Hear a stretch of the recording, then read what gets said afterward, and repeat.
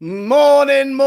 Actually, three words in, I've already messed up. It's the afternoon. Good afternoon, everybody, wherever you are in the world. If you are maybe in the morning, if you're that way, or if you're in the evening that way. How are you? Hope you're all happy and healthy. I love it when I mess up within literally the first word of the stream. We got your Tuesday lunchtime news bulletin for you. I'm bringing up with the best in the business today. We're starting a new show it's supposed to be Monday at 4. And it will be Monday at 4. Today is just we delayed it by mistake yesterday. My fault. It's called The Devil's Advocate. I got my guy Dave from the Irish Hotspur with me to talk about all things Tottenham Hotspur. He's going to come up with the amazing conversations. He's going to be saying his point, and I'm going to be the irritating fella who's going to be giving the other side of the argument, just to play devil's advocate. And occasionally we're going to swap it. So we're going to have sometimes we're going to be arguing, sometimes we're going to be on the same point, but it's all in good faith. Guys, before I welcome Dave into the house, let me ask you lot in the comments for a favor.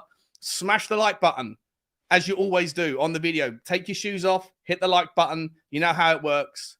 Hit the subscribe if you haven't already on this channel. And in the title of the video, you will see two other channels. One of them is Dave's, the Irish Hotspur. Make sure you click that link if you haven't subscribed to him already. Get over there and subscribe to him. Also, there's Sean Butler TV, which is the second channel I'm starting, and that will be used in the future, but I just want to make sure everyone has access to it. So nothing on there right now, but if you don't mind, hit the subscribe button on that as well. Let's get in. Dave, mate, I've got lots to talk to you about today. First and foremost, how are you, my friend? No, I'm very good. I'm excited to get this show underway. We've had it in the planning for quite some time now. And look, it's a great way for you guys tuning in to get involved as well. You know, I'll constantly put your talking points in on what you want me and Sean to be discussing over these shows, you know. So make sure you get involved and put your talking points in as well. But Sean, I want to know what Sean Butler TV is all about. Is it just about what Sean gets up to on a daily basis, or what's it about, my man? Listen, I think the reason why I did it, I don't want to dwell on it or draw attention to it, but like I said the other day to you, mate, out of nowhere, my channel just jumped 500 subscribers, which is really strange, weird behavior. And I feel like there's an outside chance. I've got no reason to, other than this, to think this, but, you know, out of nowhere, bang, 500 more. It was a bit strange. And, you know, you're not supposed to, or you can't, not allowed to, obviously, do that sort of thing where you buy subscribers. So if someone has, out of the generosity of their own heart or out of some other motivation, bought subscribers, then obviously there's an outside chance. Hopefully it won't happen, but there's an outside chance that might impact the channel if YouTube look at it and think something's fishy is going on. So I just wanted to get ahead of the curve and say, subscribe to Sean Butler TV. I also do want to do other content. I want to do content that's not Tottenham related. I want to talk about, you know, whatever else is going on, whether it's football stuff, financial stuff, things that are outside of just the things that necessarily just interest Tottenham fans. And so I might use that channel for that in the future. Also, I wanted to get hold of Sean Butler TV. I like the name, I like the sound. I want to put a suggestion for it. I want to see he's doing reviews on things. That's what I want to. That'd be entertaining. Review. Okay, I'll do reviews on different bottles of cider, beers, you know, like guitars. Like a food critic, but a booze critic. I don't know if my liver will appreciate it too much, you know. Listen, talking about the guys in the comment section, Dave's absolutely bang on. We do need you guys to be a part of this channel, a part of this, this show, and obviously the channel as well. So I'm going to say hello to a few people right now. Ron's in the house. His name is Jeff. Hennessy's in the house. The stream. This is a stream. Yes, please. It's not a video. Do I make my own thumbnail, Shawnee? I do. Stinging Nettle, I do, mate. Just use Canva. Pretty easy. I do it all. All three there. Dean's in the house. Just explain what's up with the new channel thing. Colin's here. Morning, mate. How's your father? He's all right. How's yours? I think he's okay. I hope he's okay. 1 minute wait in the hope Sava's wee buddy is good. Is that must be aimed at me? Yeah. I'll listen. I'm all right, mate. I'm all right. Just the harmless potatoes in the house. What's happening? How you doing, mate? West Sydney Flamengo, good afternoon to you, or good evening, must be over there. Who else we got? Susan, Malene, Chris Agomba's in the house. Big up. Nicky Boy's in the house. Good to see you, mate. Hennessy, Ian, Martin, member of the show. Good to see you. From Spain. Donovan's in the house. Blind as a bat is also here. Oh, there's lots of people here. I'm going to run through. Hollywood Phil's here. Jim's here. What's happening? Blaze, Big Boss Man, Gons, football and things. Kate's in the house. Tommy Howard's here.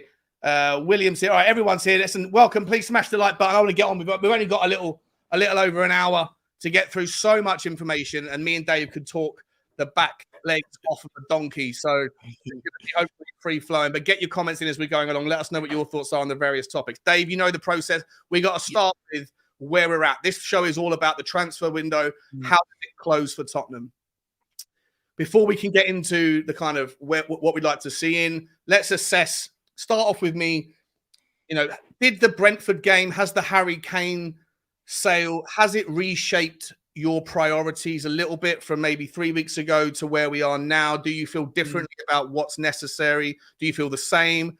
Has it added more importance to other areas? What's your kind of current vibe with the squad as it looks? Yeah, look, I think first of all, I think I'm at ease with the midfield coming out of that game against Brentford. I'm not so sure now we need to maybe focus on that area. Of course, if we end up selling the Celso, which is rumoured, Højbjerg, which is rumoured, you might end up having to bring one more in. But I'm actually pretty confident with the midfield, whereas maybe I thought maybe we're still lacking in that area. But Sean, for me, I think when it comes down to the Harry Kane thing, my whole argument was you've got the best striker in the world. You have to try and keep him. Now, look, it didn't turn out that way. We let him go. But my argument was always, you're going to miss his goals and you have to replace them goals. Ange Postecoglou ball is fantastic, but he needs that striker to finish off the moves. You know, yes, goals will come from elsewhere, but the difference of having that goal scorer is probably I think we had Harry Kane against Brentford. You come out with 3 points instead of 1 point. 100%. And all has a knock-on effect at the end of the season. And it has a knock-on effect of your prize money and everything else with your standings in the Premier League. And one thing that wasn't highlighted enough is how many goals someone like Furuhashi got an Ange Postecoglou Celtic team, and the fact that he cleared out someone like Giakoumakis to bring in Furuhashi to get the goals. And I think coming out of that Brentford game, I'm going to double down on it even more. I think we do need someone to come in here and to be able to compete with Richarlison. For me, because I think the Premier League is sort of an unforgiving league, Sean, and it doesn't wait for anybody. You know, we're signing like we've signed Valise, and we've also got Dane Scarlett, who's rumoured to be kept around till at least January until sort of Valise gets up to speed with it, and we're still rumoured with Gift Orban. And for me, a lot of these players are going to take time to adjust and settle in, and the Premier League waits for no one. And come January, you could end up putting yourself in a precarious position where you need to go and act. And we've seen the problems Everton had last January when they were in trouble trying to recruit players and stuff like that. So for me, I think it's important now. Yes, there's a lot of feel-good factor around Ange. There's a lot of excitement around the style of play and the brand of football. 100% get that, and I think we shouldn't lose that. But while the transfer window is still open, I think it is important that we sit here and highlight the issues so that we can get them done. Because, look, last summer, Sean, I've been highlighting that centre-backs all summer long, and people are telling me, Dave, you're deluded, you don't know what you're talking about, you're just having a go at these guys, you've got an agenda. Then the window closes, then the problems come home to roost about that defence, and everyone's screaming about defenders when we can't do anything about it. And my point is instead of doing it when the window's closed, we need to do it while the window's open. And by doing it, it's not going against Ange Postecoglou or trying to be negative. It's trying to make enough noise to get the issue sorted out so that when the window does close, we can go on and win games most weeks rather than the up and down results that we keep seeing due to the how long it takes us to do our business, incomings and outgoings.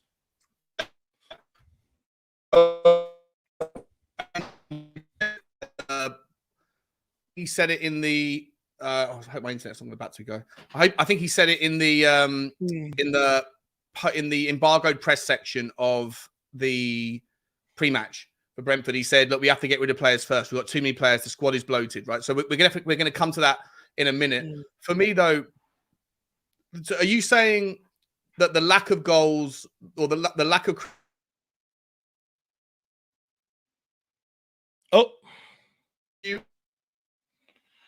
fuck's sake. You still there?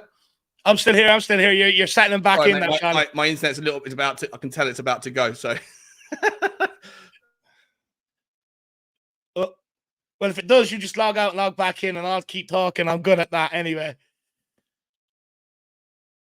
Right, so I think Shawnee's gone, so I'm just going to keep talking until he comes back. I'll save that for Shawnee when he gets back in here, not Martin. I don't know what's going on. Daryl Bradford says Dave's agenda, don't give up 63 goals. I mean, it's not hard, is it? You know, I just thought I see the problems coming home to roost, and they do. And for me, a lot of people think it's me grating on at the team or me being negative. It's not. It's me just highlighting the issues to try and get it done so that we can just have some consistency on the football pitch, basically, my man. But big up, Daryl. Sean will be back. Don't worry about that, everybody. Now I'm on 2 screens right there. We reduce it down to 1 if we can. No, we can't. We can't. So I'll just stay like this on split screen for you guys. Lynchy says, Ange made a mistake. Oh, Sean, he's back. Here he is. Sorry, mate. You there with me? Yeah, I'm still here. My internet's going to click back in 2 seconds, and I'll join you again. Yeah.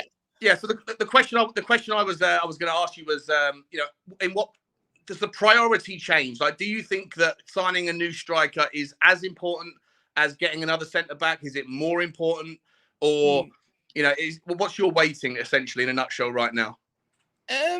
Look, for me, Shawnee, I actually think centre back and striker are just as important as each other right now. We've seen with Romero having to come off that we haven't got enough strength and depth in there that ultimately you're going to end up being relying on centre-backs that have cost this club on the football pitch over the last few seasons. With one injury, one suspension, and concussion, it can change so quickly. And yes, Sanchez has stepped in and done okay. But as we've seen before, when you give the guy a run of games, he does not have the mentality or the consistency in his play to be able to maintain that level. So for me, I think we have to go and get another centre-back. Defence was a huge, huge problem last year. You cannot concede the amount of goals that we concede, and it's still happening. It's been happening right throughout pre-season. It happened against Brentford at the weekend. And, you've got to learn to keep goals out. You have to learn to, form a watertight backline. And then basically what that does is it then, keeps you in games and gives you more of a chance of winning games. And then also up the other end, you can't concede the amount of goals that we're conceding, but also selling a player that scores you 30 goals a season. I highlighted it last season. Harry Kane's winners and equalizers alone amassed us 22 points. And I get that, there's different variables that people can use off the back of that, but it highlights how important that goal scorer is. It's the difference between not getting points and getting a point. It's the difference between a point and 3 points. And like I said, it all adds up at the end of the season. So, replacing Harry Kane's goals, and whether that's true, bringing in 2 players and having someone with Richarlison rotating and hoping Richarlison can find form and making up the goals that way, which will most probably be the route that we go down. But we have to replace them goals. Them goals are important. I think I get it with the whole Harry Kane thing all summer, but I don't think there was enough spoken about how much he actually brings to the team and how many points he actually helps us gain that maybe we wouldn't gain without him. So it's very, very important that we actually do both, Sean, for Ange Postecoglou to have a chance to succeed.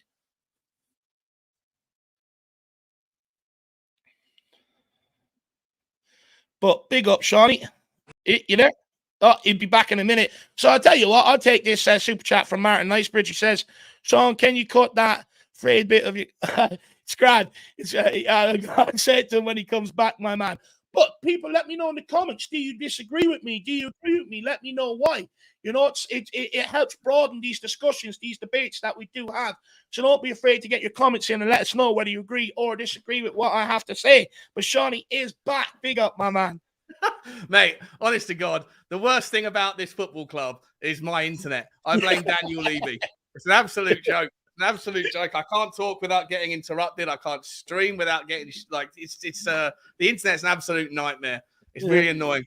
Okay, well look, so for me the 30 goal thing's a massive issue as well. I still think we're going to be able to replace a lot of them. I do agree though that we are already finding the consequences of not having Harry Kane, in my opinion, is already 2 points. I agree with you 100%. How many more points are we going to probably sacrifice by keeping Richarlison in and around the team? Like I just don't think he's got it. The problem for me is a lot of people are saying, well, let's move Sonny into the 9. The problem with the Sonny in the 9 is that he can't head the ball. And I hear that. And Ange Postecoglou's system most of the time wants to get the ball down to the width and then cross the ball in. So if he is your 9, that's not going to particularly work for that side of the offensive option either, is it? You become very one-dimensional, don't you? You become a bit like what Leicester was with Vardy, relying on balls in behind all the time and relying on his pace.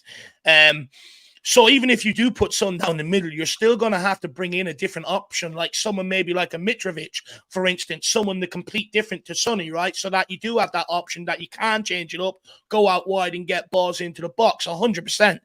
You are going to need a different option, because as good as Sonny is, there are going to be games like low block teams where that space is not going to be in behind for someone like Son to be able to penetrate and for us to be able to get balls in behind. So then you have to have that other option. You have to be able to mix it up. You have to have someone who can come in and compete aerially and make a nuisance of himself and hopefully get onto the end of balls or just knock balls down and drop them for other midfielders running in to have a smash. So you will need that other option for sure, Sonny. And listen, maybe that's what Beliz is going to offer at some point, right? He looks to me to be, if I'm entirely honest, if you're going to compare him to anyone in the Premier League, you mentioned Mitrovic. I think that's kind of like the ilk of what we're looking at with Beliz. He's like a big, strong, tall aerial threat, a target man, maybe like an Ivan Toney. We don't really know. The stats don't really suggest that he's fantastic at many other parts of his game just yet, but he's very highly thought of. But like to your point already, Beliz isn't going to be coming in anytime soon. And for the time being, he's just going to get acclimated to life in the UK, right? And that takes time for people that have come from South America. So we'll have to see. I guess the options then, I mean, look, I've got a long list of players here that I want to go through with you for potential candidates. What I was going to do with the show was I was going to start with, what do we do with the money? Where do you feel like, if let's say there's £100 million or £90 million left in the budget because Harry Kane's money hasn't been spent? Obviously, all this stuff is speculation, but let's presume that that's the case. Then I was going to say, well, if you're saying that the priority is a forward, then we have less money for a defender. If you're saying the priority is a defender, then we have less money for a forward. But you know what? I think we can figure out where you sit on this, Dave, by going through some of these players. And we're going to start with the ones that have been linked most recently. And then, as I've said, as I showed you a while, I mean, I'll bring it up, guys, so that everyone in the chat can see. Oh, was it gone? Hang on a second. I lost it. No, it's there. It is there. Shawnee, before you do, you have a super chat there from Martin's Knightsbridge. Oh, do I? Oh, thank you, mate. Sorry, I haven't seen them. Sean, can you cut that frayed bit of your cap? I keep staring at it. Look. I have got a pair of scissors up here. Yes, I can. Bite it off, lad. Bite it off. It's Bugsy that bought it in the first place. There you go, guys. There you go. I'm going to get myself a new flat cap anyway. This one's run its course.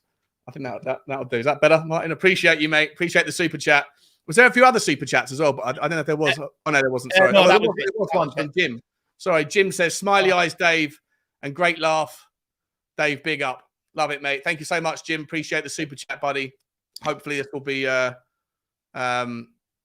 decent show if the internet can hold together. 435 people in the house, guys. Please smash the like button for me, like you always do. Smash the subscribe on this channel, on Dave's channel, and on the third channel that's in the title, and then we'll carry on. All right, Dave. So I'm gonna throw out some names here. Tell me what your thoughts are on them, and you can take as long or as little as you want. But there's about 20. Okay. 20 names, and this is what I was going to show you guys. So this is based on the Y Scout tool. What I've done is I've literally just gone to the entire list of every single striker in world football or forward in world football, and then gone down the list here from the most expensive to I got down to about 20 million, and then took some notes of names that are players that are either unsettled or that haven't yet moved or that are realistically achievable. Obviously, ignoring a lot of the ones that are out there. And what I find really disturbing is when you scroll down, you only get about 25th down in the list before you find, no, not even 25th, but you only get about 20th down in the list when you find Richarlison.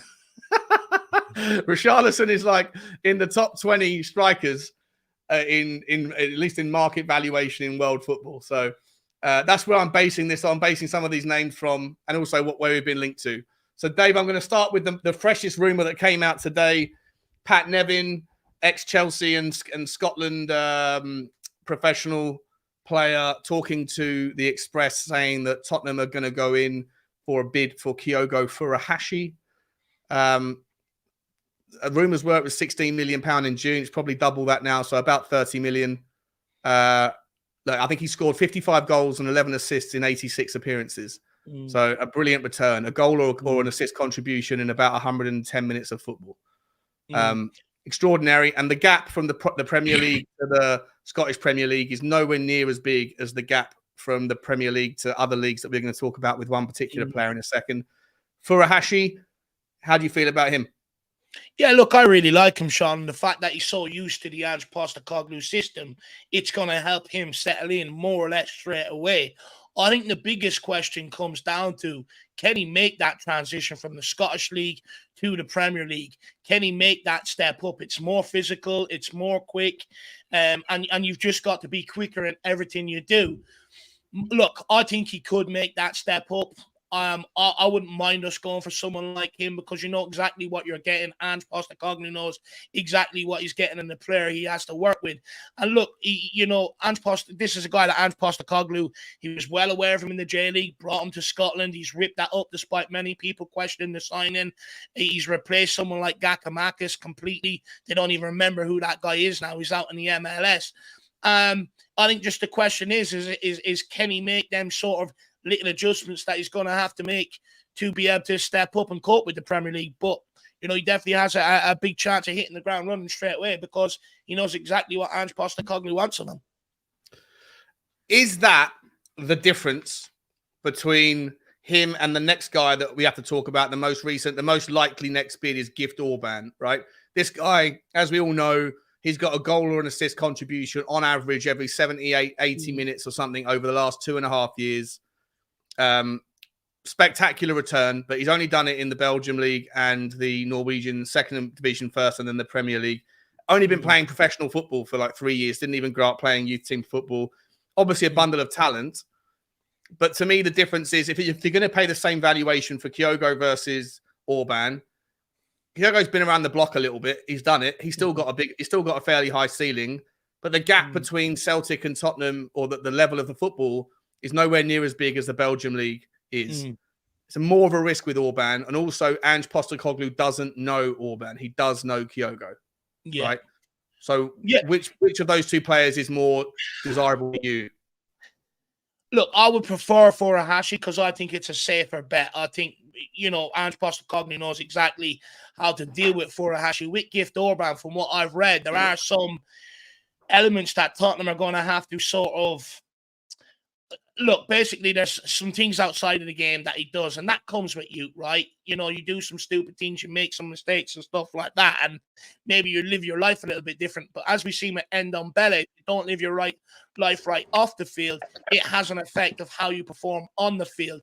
And that is something that if Tottenham bring him into the Premier League, especially into London, they're going to have to look after this guy, and they're going to have to keep very close eyes on him and make sure he's not straying off doing things that he's not supposed to do. However, the guy is insanely talented. He knows where the back of net is, as proven by what you said with his scoring record, Sean. I think it's one of these that Spurs have to weigh up. Is he a guy that's maybe not going to fill his potential, or is this a guy that they've done a lot of research into and they basically know that he's going to fulfill his potential? I question, is this one of the signings from, because if you remember back in the end of last season, I think it was May, Sean, there was reports and rumors of Daniel Levy wanting to switch up the way we scout. He wanted to meet with betting companies to devise a data-driven scouting model, a bit like what Brentford and Brighton have done. And we heard that Vicario sort of signed off something similar to this model. I wonder, as someone like Gift Orban will come on the radar because of that. But it's a huge step, and this is what drives me mad. You hear a lot of Spurs fans not going, "Oh, just get rid of Kane," and then they're all saying, "Yeah, bring in Gift Orban." Okay, but let's actually focus on what we're saying here. We're talking about getting rid of a 30-goal Premier League proven striker who, over the course of his career, guarantees you an average of 24 goals per Premier League season, just in the Premier League alone. And you want to replace him with a guy who's only scored in Norway and Belgium. I get it. You can only play what's in front of you. I get that. However, it is a huge risk to expect this guy to come in and hit the ground running straight away, because that's what we need. We need someone that's going to take no longer than 3 to 4 games to get up to speed with what we're doing and really sort of push on and kick on.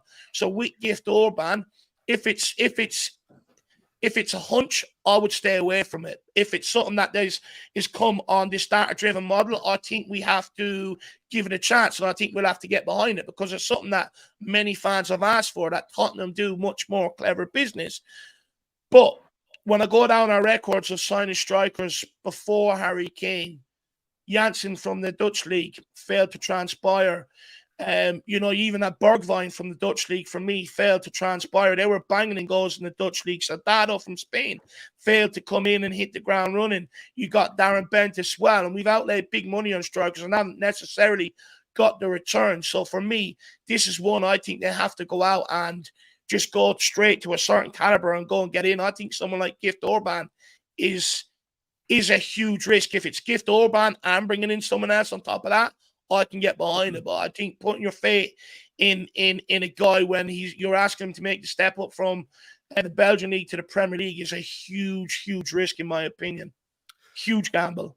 I agree. I do agree. And I think, so 2 points I want to kind of sort of not challenge you on, but devil's advocate on it, right? One is, if we are looking at the data, I don't know what data, how deep the data goes, but the data does suggest the guy scores a goal or makes an assist every 75 minutes, right? He can only do what's in front of him. He can only play the team that's in front of him. He can only hit the ball into one goal at a time.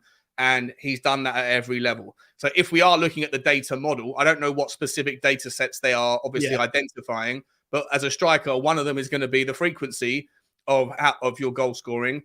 How often do you take your chances? And when you look at things like the XG to G ratio, which is double, and the only player I think in European football that had a better X, I could be wrong on this stat, but from memory, and he's one of the names on this list, is El Yawahi. El Yawahi last year, also someone who took every opportunity that was presented him. When I looked into El Yawahi's goals, he was scoring absolute bangers from both sides of the box with left foot and right foot, with his legs up here. Like, he's got this ridiculous, almost like a gymnast's athleticism with his ability to take and obviously if you're then hitting the ball with your foot, you can control it more than what you can with your head in most scenarios. Obviously that guy's got his own set of issues with his background, but my point is that if you look into Gift Orban, a lot of those XG-G ratio discrepancies came from what I would say is goalkeeping errors. Like in the Norwegian league, because he only moved to Ghent, I think was it January? I tell you now. I think it was in January. I think so. Yeah, January 2023. Yeah. Yeah. So he's only played 6 months in the Belgium league, but everything else is based on Norwegian leagues. So massive risk. But listen, what I argue is, if you're looking at, if it is part of the data model, then so be it. But the data model can only show you what the data shows you, and the data for someone that's played in Norway, we know what the data says. He scores every time he gets on the pitch, and he scores twice as often as he should. Where I'd also go with as a counter is, it is a risk, but that's why you're paying 30 million or 25 million for him rather than 80. And when you look at the rest of the players that are out there and the amount of money that they will cost versus what you get, and that's why this list is like, we're going to go through it. I think that the risk is almost diminished a little bit when you bake in where the other options are. Like, for example, the next name on this list, Dave, Lukaku. Do you want Romelu Lukaku to come in? I don't. The way he performed in the Champions League final sort of showed me everything I need to know about that guy. In the big occasions, he's not going to be your guy that you need to step up. Look, Sean, I would also argue the fact that, once Harry Kane went, it came out that the club and Ange Postecoglou knew Harry Kane was going from day dot. So I'd argue maybe we're at this point of the likes of Gift Orbans and stuff like that, because the club know if they go after Dusan Vlahovic, if they go after, say, for instance, a Mitrovic, there's going to be a premium now because the leagues have already started. So most clubs are not going to want to sell their best striker. Now the league campaign is underway.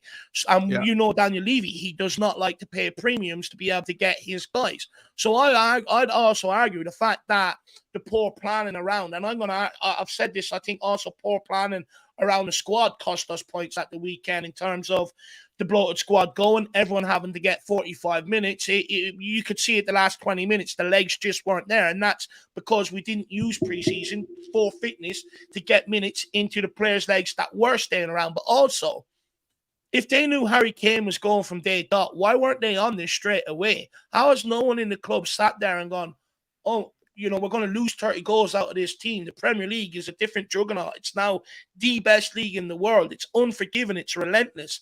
You know, and it's not going to wait for us to bring in young guys and wait for us to get them up to speed. You have to be ready to go here and now.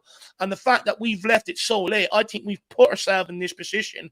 Whereas if we would have, Daniel Levy would have set a deadline to Bayern Munich and said it's in by this day or you're done, because we also have to go and find a replacement. We failed to do that. And I think now we've put ourselves in this situation that we're left with someone like Gift Orban, because we know clubs are not going to want to sell. And if they do, we're going to have to offer stupid money. And Daniel Levy just will not do that. Yeah, listen, and that's 100%, even though this is the devil's advocate on this particular point, I 100% agree with you. And I 100% agree with everyone that's on the Levy outside with regards Daniel Levy's kind of the rules of engagement. First and foremost, like you say, he doesn't want to pay a premium. Second of all, so that's going to be a problem because at this end of the market, that's all there is premiums. And he should have learnt the lesson last summer. Last summer, we got in players like Bissouma early doors, right? 25 million we paid for him. How much is Bissouma worth today with a performance like what he put in against Brentford? If you've got Caicedo going for 115 million, if you've got Mason Mount going for 80, if you've got Declan Rice for 105, you could make the argument a few more performances like that from Bissouma. You could make the argument that he's up there in the top 5 or 6 defensive midfielders in the league. And therefore, if you were paying for him right now, you'd be paying 80 million quid, right? Yeah. So easy. Daniel Levy got on board. I know there was other things going on with regards to his contract and stuff last summer. But if you noticed last summer, the amount of money that was changing hands at the end of the window versus the start of the window was at like a 50% premium for similar standard players. So we are now going through that. And Daniel Levy would probably argue, well, look, if I accepted the first bid for Harry Kane, I would have only got 70 million pounds. Yeah. Yeah. Right. So he's justifying it by saying, by waiting this long, the inflation in the market, you get your price, it's 110 million, whatever it is, but you're going to lose that in whatever you're paying, whatever you've gained by going late, you're going to lose by going late. Yeah. You know, when you have to go again in your own purchases. So look, for me, I think that at the moment of the three, Kyogo, Orban and Lukaku that we've spoken about, given the fact that I still think we need change left over to go and get somebody at the back. Now, for me personally, we're probably not going to have time today to go through the defensive stuff. Maybe that's a conversation for later this week or Thursday night on your show, mate. But for me, like, I'm happy if Tottenham just take 30 million quid and go and get one player who can play at right back and at right side is centre back and left back. And there's one player that stands out to me that's that utility that will find minutes. And that's Gertruida from Holland, right? I think that guy is he's like a bit of a utility. He's fast, he's pacey, he's a brilliant dribbler on the ball as well. He can play in the 6. Like when you've got so little time left, so much movement, so many players to get rid of, if we're going to now need to go and focus on a 9 or someone on the top end of the pitch, then you know, if you go and sign 3 more players, you know, a forward, a centre back, and a right back, or a 6 or whatever, that just adds more players that you have to get out the door, which is there's not enough time left.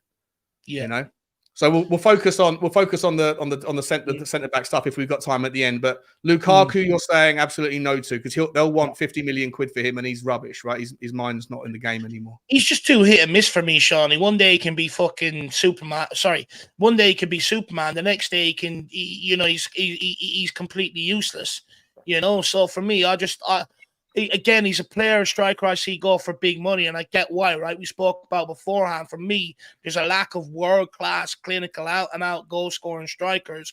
For someone like Lukaku, because he can play up front on his own, goes for a big chunk of change. But if Lukaku was around in the era I was growing up in, where most teams had 3 to 4 strikers, he wouldn't even be anywhere near the money that people are paying for him. But because there's a lack of strikers out there, people are paying big money, and I'd argue not necessarily 100% getting their return for it. Yeah. Yeah, I love it, mate. I love it. I completely agree. So we're going to chalk off Lukaku. Next one on the list that we've been talking about quite a lot is Brennan Johnson of Forest fame. Yeah.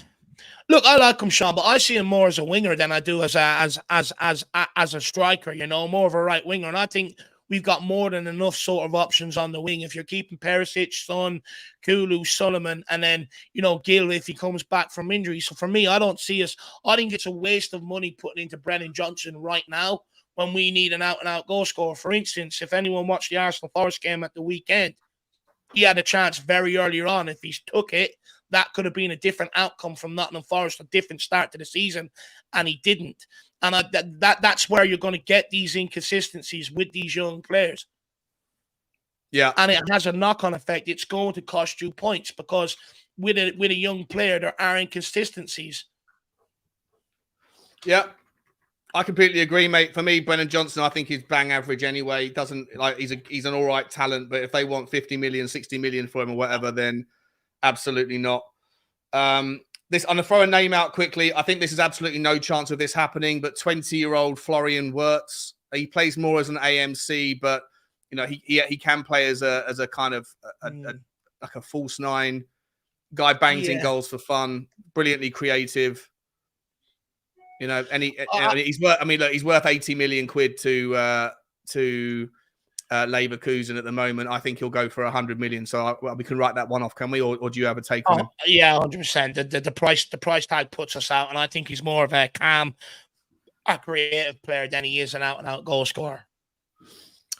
Next up, Lautaro Martinez, a player that's been linked with us about almost as much as Dybala. Yeah. Any chance? Do you like him as a player? I'll be honest. Again, I was left disappointed what I seen from the guy when I watched him in the Champions League. For me, I think he's a tad bit overrated. I'll be honest. I've never really understood the fanfare around him. I get he has some class moments, but again, it's down to the consistency. You got to question, why have Real Madrid never come from? Even though Benzema's gone, bigger clubs like that. So for me, I don't want someone like a Lautaro Martinez. No, I think he's overrated. I think he's overrated as well. I think he comes with a bit of an attitude. Thinks he's better than. I think if he came to Tottenham, he would walk around thinking he's better than that his shit don't stink sort of thing. And just quickly, Big Sam says they're pretty much hating on anyone that isn't Harry Kane. Come on, dude, get a grip. Look, I'm not hating on everyone that's not Harry Kane. The reality is we had a world-class striker who bagged us 30 goals. We let him go. I foresee a problem, and I don't want a quick fix because I know someone like you will be moaning about it once the transfer window closes. So I'm trying to get onto it now. And look, I just think, the guys that we're talking about, some of them are overrated and I wouldn't spend the money on. But let's get further down the list. There will be some people I will spend the money on. I'm actually going to throw in a name here, Dave.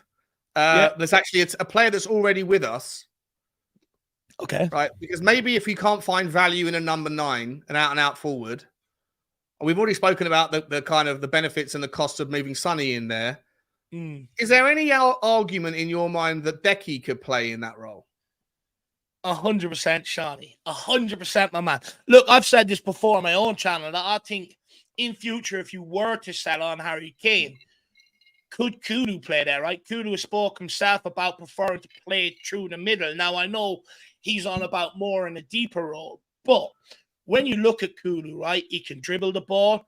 He's got a wand of a left foot. He's a decent finisher when he's in certain positions.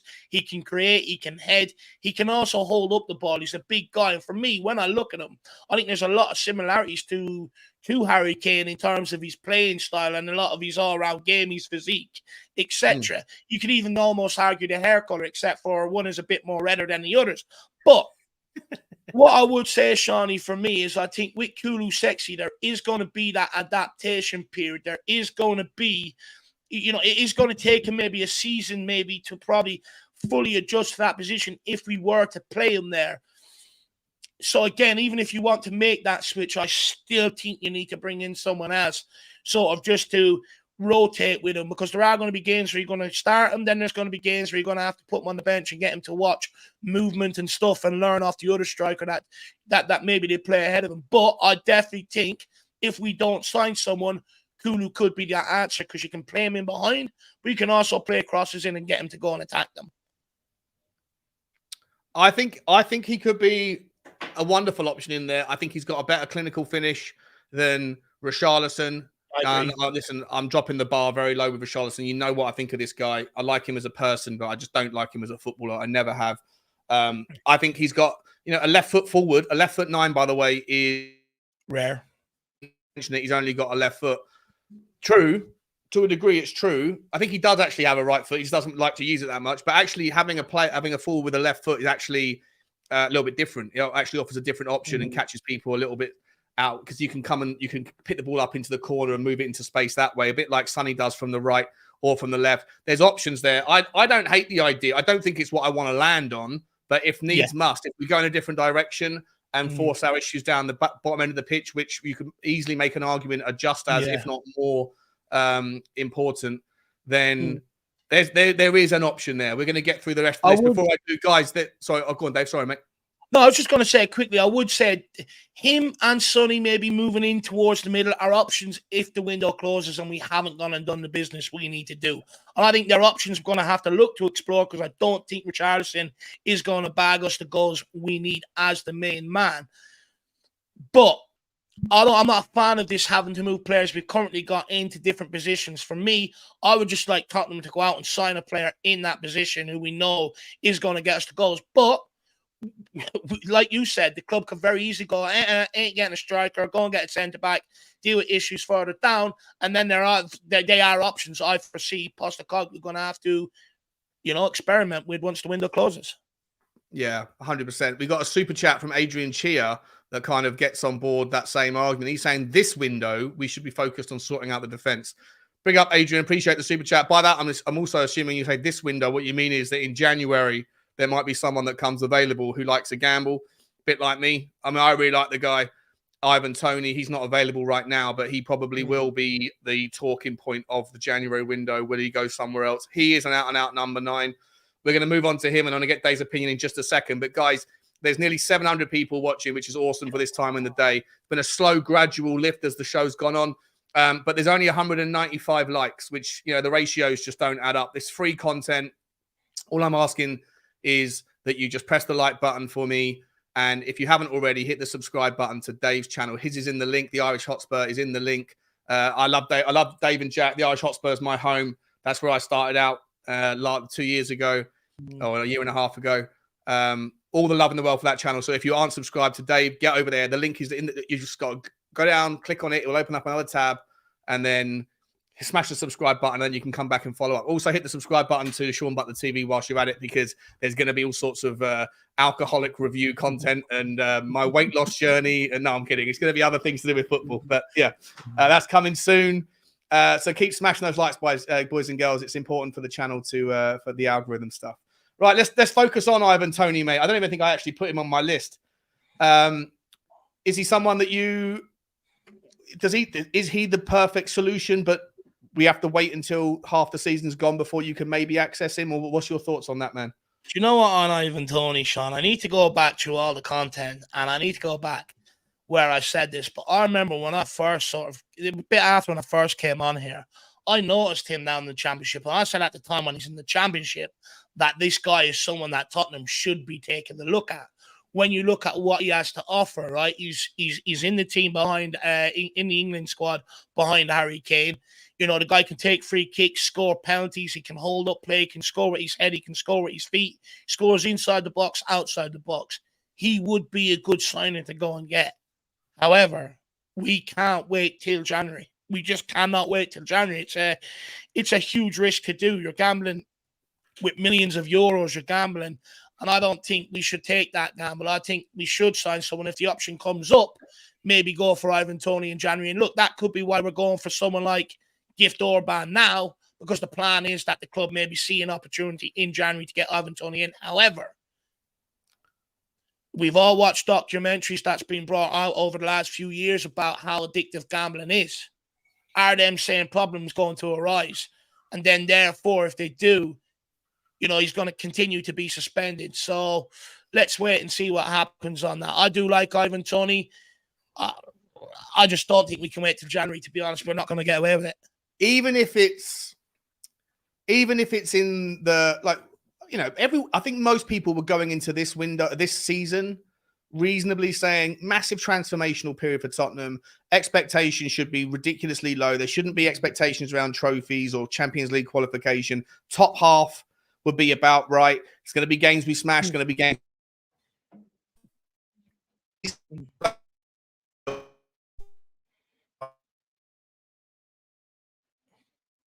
Oh, he left me again. Am I still here? Oh yeah, I can hear you now. I'm back for a minute. I think it's about to drop again, so I'm going to get my iPhone ready to launch. If this season is all about the build, here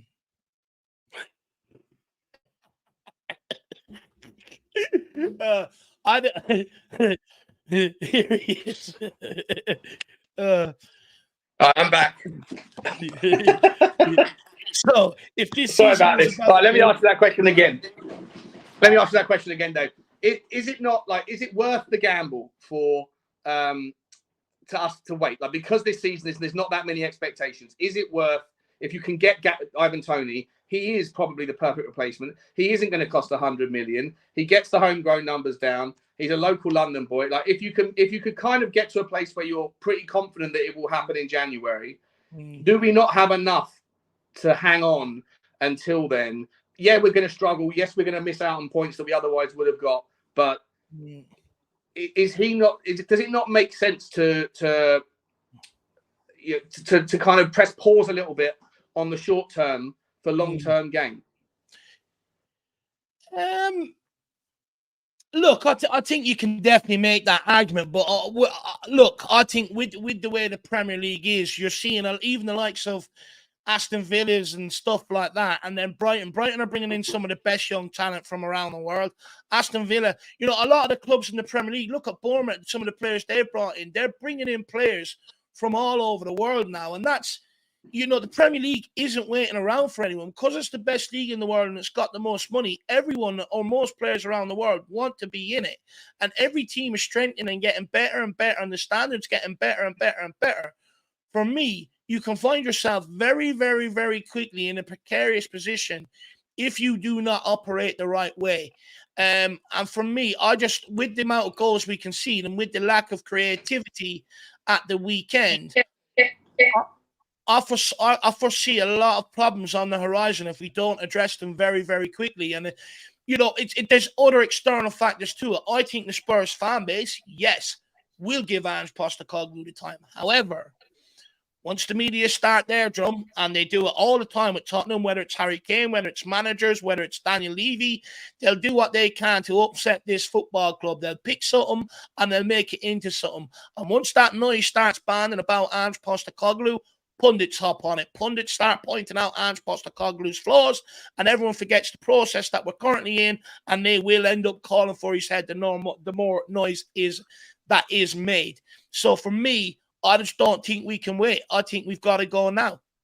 And plus, I'll be honest, Sean, I don't see the point in waiting. For me, I get it. We're in a rebuild, and I do think, consolidate yourself in the top half of the Premier League table this season. You use next summer to push on. However, why do we constantly keep making these rebuilds as hard as possible for every single manager? We've done it under Jose Mourinho. The caliber of players that Jose Mourinho is used to getting, we didn't provide him with. For instance, he asked for a centre-back. He wanted Kim Min-jae for 5 million. We went and brought in Joe Rodon, who cost us more, and we didn't look at the way the careers went. Yeah. Conte has asked for centre-backs. We didn't provide him that. We only brought him in Langley on loan. We didn't do enough in that area, knowing it was an area that cost Jose Mourinho. It also then went to cause Antonio Conte a lot of problems on the pitch. Now, all the stuff off the pitch, fine, you can argue that. But on the pitch, it cost us a lot of problems, which then, brings down the atmosphere, brings down the mood. The media start hopping on it, puts pressure on. And, it's going to happen with Ange Postecoglou. I can see the exact same thing happening. So for me, if we want to get out of this cycle of constantly going through different rebuilds, you have to at some point acknowledge the problems you've got, bring in the players so that you can really start pulling us out of this rebuild phase and push us on to where we want to go. Okay. All right. So on that basis then, so Tony, for you, just the fact that he's not available now is enough to say there's maybe a better option on this list that we haven't yet figured out, right? And we're going to talk about that in a second, yeah? Yes. All right. See, for me personally, if I knew categorically that Ivan Toney was coming to us in January, I'd make do. I'd be like, I'm all right. If I know for sure that we can get him, what I don't want to happen is we don't go thinking we can get him, and then Chelsea do what Chelsea have done to Liverpool in the last week, where like Chelsea want Lavia, we'll bid more. Chelsea want Caicedo, we'll bid more. Like the Chelsea, I know that Chelsea have figured out FFP to this brilliant way that if you sell players, you immediately affects your FFP to the right side, and if you buy players, you can amortize them for a long period. I know that they might not necessarily be in trouble with their FF, like from the FFP side of things. But the amount of money that they have spent relative to their revenue over the last 15 months is, I don't understand how that's not a problem. I know that people are saying that they're net not that bad this year, but they were net incredibly bad last year. So, at some point over the next 2 years, they're going to have to sell a lot of the players. Do you know what we're starting to see on that, Shawnee? Because of the jealousy of other big clubs, they're all starting to rat on each other, and eventually it's all going to come out in the wash, and something's going to have to be done and dealt with it. So they're all actually eating themselves up in terms of pursuit of success. It's brilliant. Yeah, it's great. It's great as long as we can keep up and aren't left behind. Adrian Chia is saying, I bet, nice one. I bet on Tony while Scarlett and Bill is in the pipeline. Yeah, listen, I'd agree. If we can get through, if we can find a mechanism to get through, and I knew for sure we were getting Tony, then I'd tolerate what we've got. But I just don't know if we're going to get him for sure, even if we bank on it. So for me, there might be someone else in this list that Dave's going to convince me on. Next up on the list, my man, is Kolo Muani. Look, I like Kolo Muani, Shauna. He's quick. He likes to go in behind. He played well against us for Eintracht Frankfurt, and he also done a job for France as well. At the World Cup just gone by. For me, I'll be okay with him coming in. He can score your goals, but again, he's sort of a player that he's at a certain level right now. Is he going to kick on to that next level? I think you're going to have to wait and see, but I do like Kolo Muani. He's a lot of money. He's going to be a lot of money. He's valued at 65 million euros, according to Y Scout. I'm pretty sure that Frankfurt, given what they've seen in this market, would say if X is worth this, then Kolo's worth 100 probably euros. What you're seeing with France, though, Sean, is that there's a lot of French players in and around that age group that are going elsewhere for massive money. They are producing a hotbed of talent out of there right now. Look at Chouameni, Camavinga. You've got Kolo Muani's going to command a big fee, and there's more. A lot of these French players from that sort of age group and in that era, they are going for huge money because of the talent they possess. If you look at this heat map of Kolo Muani, let me see if I can bring it up. He's an everywhere player. He really is. Let's have a look, see if I can get it. Didn't he play on the week against us for Eintracht Frankfurt, if I remember correctly? Yeah. He played out on the right or something. Yeah, he did, yeah. But he's an out-and-out, he's a forward. He's a centre forward. But look at that for a heat map. Like, how are you going to track that? How are you going to track that during a game? That's all over the place. I mean, it's great to see. He can basically play everywhere. And when you look at his random, he's one of the best talents up and coming. I won't get into we haven't got time to go into the details of him, but the mobility would suit Ange Postecoglou, though, right, Shawnee? Look at the reason why Ange Postecoglou like Richarlison is the work off the ball he does. And you highlighted this on this segment we do on my channel on the Mondays, right? Turnovers and pressing. It's important that we look for that in the striker we're bringing in as well as the goal scoring.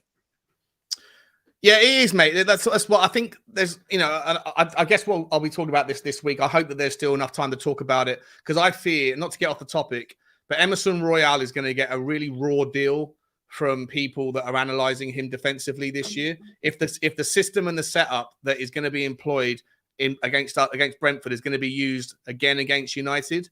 There's consequences to playing the high line, high press in the way that we play it. Emerson Royale's heat map was just on the inside on average, of Ollie Skip. Ollie Skip was asked to play further right. When we had the ball, Emerson Royale was asked to play as a double six, almost like a double pivot that didn't pivot, right? But he got forward as well. When the ball was lost, Destiny Udogie was never asked to stay anywhere near as narrow.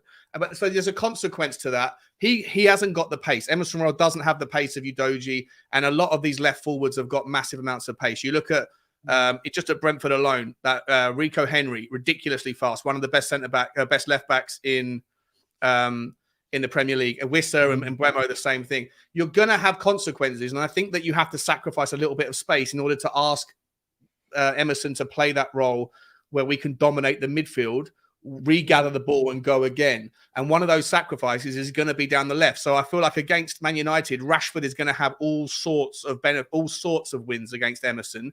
And I think that Emerson is going to be on the receiving end of like vitriol from fans who said things like, if we didn't score a goal, he's a 4 out of 10. Absolutely not. He was nowhere near a 4 out of 10. He was, for me, an 8 out of 10 because he scored the goal, a 7 out of 10 even if he didn't. Yes, he got beaten by Rico Henry a couple of times for pace, and one of them led to a goal. But sometimes you have to just shake hands with the style. Not again. Sometimes you have to shake hands. Sometimes you have to shake hands with the style of football that we're playing, and there's going to be consequences. So I want everybody to bear that in mind when you want to throw Emerson under the bus if he has a tough day against Rashford, because if the setup is the same, it's going to happen. But he can't be in two places at once. He can't be a 6 and a 3. You know what I mean, Bev?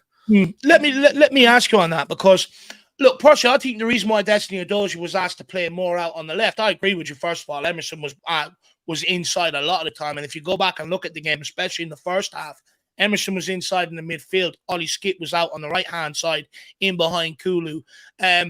I wonder, was that because Mbeumo destroyed us at the end of last season, that Udogie was specifically told to sit out there and make sure you nullify that threat? And could it swap this week now with Rashford? Does Emerson then stay out a bit wider to deal with Rashford, and Udogie is the one then to sort of come inside against Man United? It'd be very interesting to see if that is the case, lad.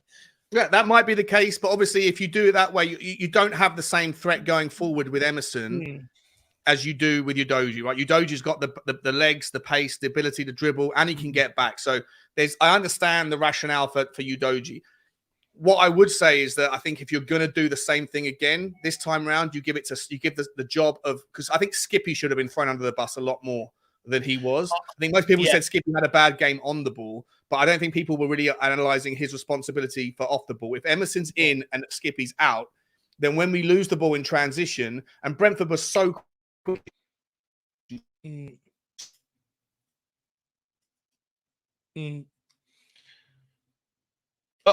Well, Sean will be back in 1 second, but I do.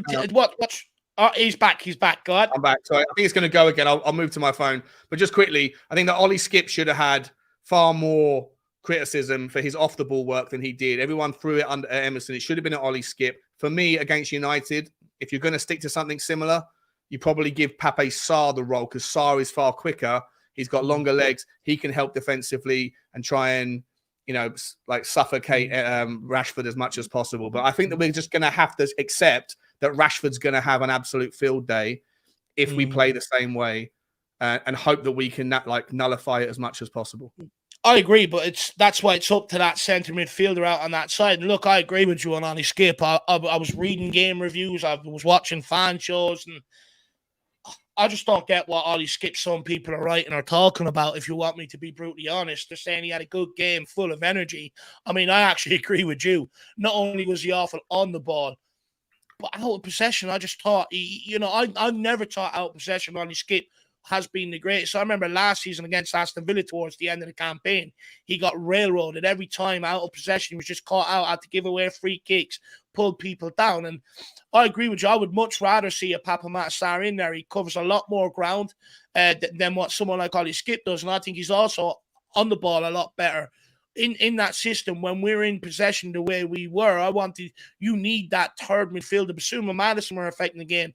If you had that third midfielder also going forward and affecting the game, could we have created a lot more as well, maybe? But also, I thought some of the passes was slow out to Kulusevski at times. It was behind him at times rather than putting him in behind when he is making that run. And I think Papa Sarr will have to come in and he will have to help cover that side, because when Emerson is asked to be inverted and come in through the middle and your midfielder's out on the right, and by the way, he does this at Celtic as well, that centre midfielder then has to learn to be able to tuck in on that right back position to cover Emerson with what he's asked to do going forward, which is come inside and be a centre midfielder. And I just don't think Ollie Skip gave Emerson that help that maybe he should have given, because in fairness to Brentford, they were very quick on the transition. The amount of times it's one long ball straight in behind an area of the pitch that we had left open, and they got at us every single time. But look, it's going to take time. People are still getting used to the roles, what's being asked of them. But it is important that that midfielder does learn that at times, with how much possession we have, Emerson's going to be asked to get forward and through the middle, which is where he got his goal as well. That centre midfielder is going to have to act like a right back at times. Slow things down and get back. If this is the role that we're going to be asking these two roles to do, and again, it leaves you, if that is the structure, then this idea around can you play Lo Celso and Maddison in the same team? If you're going to be asking Maddison to do that, if you're going to be asking Lo Celso to do that role in the counter attack, it's a bit of a question mark. But sticking to the point, what you need from that second 8 who is asked to play on the right to tuck in the scenario where the transition happens, one of the first things they need to be doing is incredible attention and anticipation. The second that they see Maddison lose the ball, the second that they see Richarlison's first touch is horrendous, they need to be on their feet, on their heels, looking over their shoulder for the left back or the guy who's playing in the left wing forward, making that move. And they've got to get down there and help Emerson. Otherwise, Emerson is going to be railroaded by, for me, basic analysis that doesn't understand the system and that doesn't understand the nuances of what's being asked of this tactic. And this idea that a defender's got to defend and attacker's got to attack. I'd say the same thing about Decky. We're getting miles off the point here, but Decky, for me, didn't do enough on the ball, but he won the ball back 8 times against Brentford, up in the final third of the pitch. If he doesn't win the ball back 8 times, we face 8 more threats down our left-hand side during that game. Yeah. So people saying that Decky was awful. Well, he didn't do enough with the ball in his primary role. But that's not just the role in this system. The role in this system is when you lose the ball, the people at the front end have to press and regather. Yeah. And he did that brilliantly. So people need to consider that as well when they're giving their marks. And I don't think necessarily everyone is. I don't know if you've got anything to say about that. 100%. I fully agree with you on that, my man. Fully agree. All right, listen, we've been going for more than an hour, so I'm going to bang through these last names, mate. I don't know how much time have you got? Yeah, look, I've all the time in the world, Shawty. Just give me 1 second. I've just a quick knock at the door. So take a couple of comments. I'll be back in 1 second. All right, no worries, mate. Let's hope that for once the internet does hold up whilst Dave isn't around so I can keep going. Let me know what your thoughts are, guys. That's it. Tell the people. Sean says 24. Listen, I'm not trying to call out other people. I'm just saying that if you're watching my channel, if you enjoy my content, I want you to know that when I'm saying that Emerson wasn't as bad, it's because I think that I'm looking at things that I think that his role is not just as simple as a defender's got to defend. That's my sort of thing. But I do think that against Manchester United, it's ripe. If I'm Eric Ten Hag, if I'm Rashford, I'm looking at Tottenham's game against Brentford and I'm licking my lips.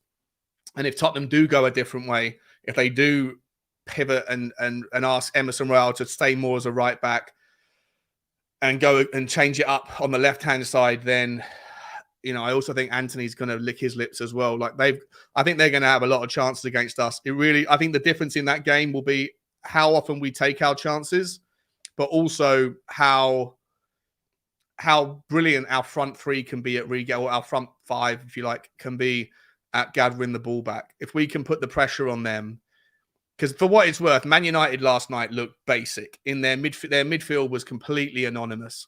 Their midfield was I said it on a video. I'm going to be putting a video up in a couple of hours. I've already recorded it with the Bugsy this morning. But one of the things I said in it was Manchester United's midfield looks a little bit like a Swedish nightclub. There's too many 10s. They've got players that are playing there, Fernandes, Mason Mount. They don't want to do the defensive work. Too much responsibility on Casemiro. And I feel like that midfield can be got at. If Basuma steps up and if Maddison can fall into those little gaps, into the half spaces, we could have a lot of success. But when we do lose the ball, we're going to need people like Decky, people like whoever it's going to be, Richie, Sonny as well has got to do better with the off-the-ball stuff. They've got to win the ball back because on the counter, we could be ripped apart by the pace that they have up the top end. Sorry, David, welcome back, mate. The internet survived. Oh, happy days. Look, I think you're spot on. Look, there's a real opportunity for us against United. If we can command that midfield, we can pen them in for long periods of the game. Hopefully, then we can just add a bit more creativity. We could actually potentially do something against United. However, with the forward line, I know Rashford played through the middle last night, but that could change. You might see Rasmus Højlund come in through the middle, and then Rashford could be put out wide. But look, I've always argued, and people heard me say it many times last season, you win the midfield battle 9 times out of 10, you go and win that game. But we just have to be wary of Man United's counter. It is super quick and it's effective. So we just have to stop it, and this is where I'd argue that some of our midfielders maybe at times could be a bit nastier in terms of, or our forward players breaking down the attack higher up the pitch so it gives us a chance not to be countered as many times. Yeah, 100%. So just quickly, Chunky Cheeks for the super chat. Big up, Chunky. Good to see you, mate. Love that name.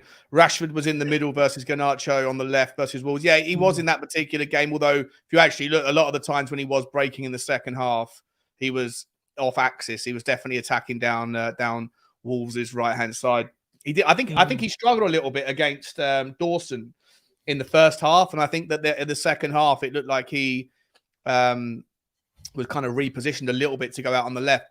Maybe that was after Garnacho came off. I can't remember, to be honest, mate. My short-term memory is not great, but take your point. He was playing central. And Jim from Just a Guy Loves Spurs, pick up Jim's great show, very educational. Sean and Dave, thanks. Oh, you're welcome, mate. You're welcome. Just our opinions, but appreciate it. And Kate from the same house. Look at you. So you're sitting at different computers watching this. One's on the tablet, one's on the computer screen. One's in the den in the garden, the man cave. The other one's in the front room or something. 4 points from the first 2 games. I'll take that. To be honest, I would take 2 points at this stage. I would have taken. I thought we were capable of the win against Brentford, but I just didn't want us to get railroaded. And I think we deserve the win, but I'll take the point against United. I think United are gettable. I think it's going to be a very, very interesting game. Just depends on who takes their chances. Tottenham need to get more clinical, I think. Sorry, mate. I just want to say, Kate, hopefully your mother's okay. So yeah, hopefully she's okay. I'll big up Kate's mum. I didn't know she was unwell, but yeah, hope so too. Keep in touch about that. All right, Dave, let's get back to the point, mate. I know we're not going to go for. I want to keep this if it's all right with you for the last 20 minutes. I don't want to go for too much longer. Yeah. I could talk to you all day, mate. You know this, but yes, next on the list is Tammy Abraham. Do you know what, Sean? Probably gettable for about 40 million quid, by the way. Proven himself to a degree at the highest level. Not look, for me, I wouldn't throw my toys out the pram if he was brought in. I think. I don't think he gets enough credit. I think he is a bit of a, I think he's a decent forward. Look, if Spurs were to bring him in, I wouldn't say no to that one, Shawnee. Do you know what? He's one I never really considered on my list. But when you think about it, I think he's okay. Roma are trying to raise money. They're still, I know they've just sold, or I think they're about to sell the defender whose name has gone. Ibanez. That's it, Roger Ibanez. Maybe not. Stevie Fraser saying no way. Blind as a bat saying no way. I'd love to know why you guys are so anti him. Is it because of his Chelsea days, or you just don't like him as a player? I think he's a really good player. I think he's a bit of he can be hit or miss, but I think he's got talent. And when you're looking for value for money and the risk appetite, right? And the next name I'm going to throw out is going to be someone that still comes with a risk because he's never done it at the Premier League, but comes with a high reputation. And with that, it's going to be a really high price tag. I think Tammy Abraham has got the experience in the Premier League. He had a blinding first season for Roma with Mourinho. Yeah. don't know. I don't think it's such a clear case for a no. Before I move on to the next one, a super chat's come in from Craig Chicken on a basketball fenner. Big up, I love up, these names. Afternoon, guys. I want Solomon, Son, and Porro up top. Get Bugsy a deer antler on me. I'll certainly get her a deer antler, mate. She really enjoys those, mate. She loves. There's a shop down the road that sells them. I will do that. Thank you very much, Craig. I really appreciate it. Solomon, Son, and Porro. I mean, it's entirely different to what we've seen. For me, my biggest fear on that would be height. I think we're lacking strength, lacking height. Definitely a lot of technicality and tricky stuff. Dave, how do you feel about that three? Look, I'll be honest. I was very surprised we didn't see anything of Solomon against Brentford. I thought we could have brought him on for the last maybe 10 minutes and see if he can change the game. Because for me, I actually think he's been our best winger pre-season. I think he's been our most productive, and he's tried to make things happen. He's tried to affect the game. Porro, look, I think we've had plenty of discussion, Sean, that maybe he could play a right wing, but again, you've seen at times against Brentford, Vicario had to go along. We go along, that ball's just going to be recycled and come straight back at us. So I do think maybe you need someone that if we have to go along, that Vicario can hit, that has a chance of holding up that ball to get us out. Because with the United game, especially against some of these bigger teams, you are going to have to play beyond their press at times to get to be able to get in behind them and beat them, and you will need that guy to hold up. That's what Harry Kane used to do for years. If we did have to go along, he was there to try and hustle and bustle for that ball. Look, I'm not that against it. For me, I do think there needs to be changes. I think there's headaches in that forward line. I've said it. I'm not sure a right-footed winger on the left wing and a left-footed winger on the right wing is suited to an Ange Postecoglou system. I prefer a left footer on the left wing and a right footer on the right wing. Look, we'll get into that in more detail another day, because we like you said, we want to go through the list. But I think Postecoglou's got a lot of headaches in that forward line. But I'm not against it. 3 very technical players, skillful players. You keep the ball on the deck, you go at them. There's an opportunity there. I just worry about the off the ball reality with those 3. How do you win the ball back? Sonny's not strong enough. Solomon certainly isn't strong enough. And Pedro Porro, whilst he's a little kind of a Jack Russell, a lot of fight and feistiness to him, I don't know if the ball gets recycled enough with those 3 up the top. That's why I do think that Decky, whilst he's predictable, if Decky can fix his predictability and trust his right foot a bit more and go down the line occasionally, I think he'd be a far more useful player than he's being on the ball. But off the ball, Decky is incredibly necessary, and I don't want to understate that, because, as I said, with Brentford, if you don't win those eight, if he doesn't recover those 8 offensive duels, 8 out of 8, by the way, 8 out of 8, he didn't lose one of them, then the ball gets smashed back over the top into that Emerson channel 8 more times. And you do that to Rashford or Garnacho with Rashford through the middle, you're probably going to see 3 or 4 goals. So I think that Decky's a necessary. He's a bit mid at the moment, but he's necessary with all the other reasons I've just mentioned. And listen, Porro for me, as much as I love the guy, I really do. I'm still one of his prisoners in his prison yard. I would say I do think we've got a square peg for a round hole. I think a lot of people that are saying he is a right winger is because they know he's not a right back, and they're trying to find a use for him. I'm not sure he's a right winger either, but we'll find out how he gets on. Just quickly, someone's saying something about Sava in the chat. I haven't seen it, but listen, here it is, Exposure Channel. I appreciate the feedback about me and Dave, but look, Sava's a really great guy. He's a good friend of mine, as is Perchy. And look, everyone's different content creators. Everyone's got their own style. I really don't like other people being called out on my show. So please give it a rest. You can big us up without bringing others down. Yeah, exactly, mate. Exactly. That's exactly it. Everyone just keep it cool, keep it nice. But yeah, subscribe to those channels as well. Subscribe to all the football channels that are Tottenham related, or subscribe to every single channel on YouTube. Okay, every single channel, subscribe to them all. Right, let's carry on. The next one for me, mate, is a name that I think I know that how you're going to land on. This is probably the name you've been waiting for, Dusan Vlahovic. Juventus hasn't really hit the ground running since moving there from, was it Fiorentina last summer? Big name, big talent. Juventus, the relationship with Paratici, maybe something could happen there. They need money. Is he the guy? Look, Sean, I would say he's been caught up in Juventus struggles, and his career sort of stagnated because of Juventus struggles, and stuff like that. But look, for me, Sean, I think he's got all the attributes. I really like what this guy's about. He's big, he's strong, he's fast, he's physical, he can play on the ground, you can put the ball in the air, and he can go and win it. And for me, I would rather sanction money on someone like him than most of the other names on the list, if you want me to be brutally honest. I really like Dusan Vlahovic. I really do. Do you think he will suit the system? Oh, 100%. I think he'd suit the system. If you're talking about getting out wide, getting balls into the box, or basically balls coming into the box from all angles, the good thing about Maddison is he gives you that unpredictability where he can play. It's not necessarily straightforward down the wing, get the balls in the box. Maddison can put them in from anywhere, so he changes the dynamic of where that ball's coming in from. And for me, someone like Dusan Vlahovic would absolutely thrive off the back of that. Just get the ball in the box and let him go and bully people. That's all you need. That's one thing. You have to give someone like Harry Kane credit for. Okay, he can pick up the ball, he can score outside the box, he can run at people, he can score inside the box. But when balls were put into that box and around his vicinity, he went and attacked it. And he could score headers. And for me, someone like Dusan Vlahovic is exactly what you need. Get him to cause problems and then get people running off in and around them. They're going to get so many breaks and you'll get so many opportunities off it. Big fan of Dusan Vlahovic. Thomas just said he's got an ACL injury. Has he?